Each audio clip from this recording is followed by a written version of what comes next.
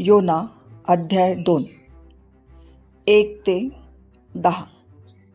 योनाची उपकार स्तुती आणि प्रार्थना. मत्स्याच्या पोटातून योनाने आपला देव परमेश्वर याची प्रार्थना केली. तो म्हणाला, मी आपल्या संकटावस्थेत परमेश्वराचा धावा केला, तेव्हा त्याने माझे ऐकले.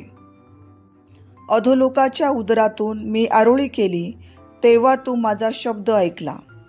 तू मला डोहांत समुद्राच्या पोटात टाकिले, प्रवाहाने मला व्यापिले. तुझ्या सर्व लाटा व कल्लोळ मजवरून गेले. मी म्हणालो, तुझ्या दृष्टीवेगळे मला फेकून दिले आहे.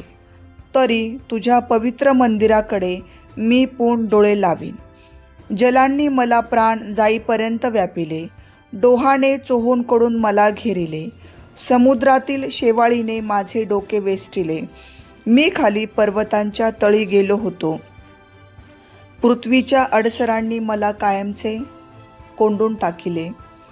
तरी परमेश्वरा, माझ्या देवा, तू गर्तेतून माझा जीव उद्धारिला आहे.